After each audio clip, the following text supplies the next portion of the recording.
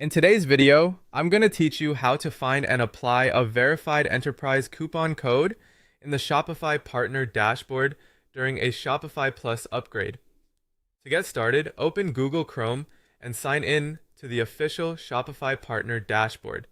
Make sure you're using the legitimate portal and that you're logged into the correct partner account before moving forward.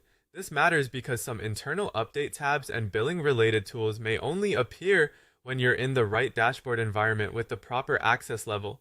Once you're inside the dashboard, go directly to the Zephyr Channel Priority Updates section. This is the dedicated tab where partner-facing update bulletins are organized, and it's where you'll find the most current information tied to approved offers and active internal promotions.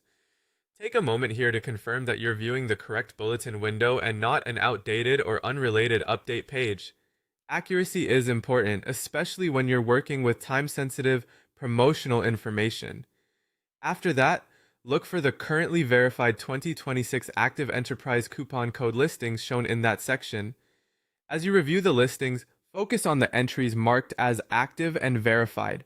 If there are multiple codes displayed, be careful to match the one intended for the specific upgrade scenario you're working on. Since promo availability can change, it's a good idea to double check that the listing clearly indicates it is current before you copy or use the code.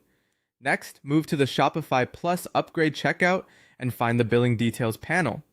In that area, enter the matching partner promo string exactly as it appears in the verified listing. Be precise when typing or pasting the code, because even a small formatting mistake can prevent it from being accepted. Once it's entered, review the billing section carefully to confirm the promo has been applied correctly before proceeding. As a final check, pause for a moment and verify that the discount or promotional adjustment appears as expected in the checkout summary. If it doesn't, return to the verified listing and make sure you selected the correct active enterprise code for that upgrade.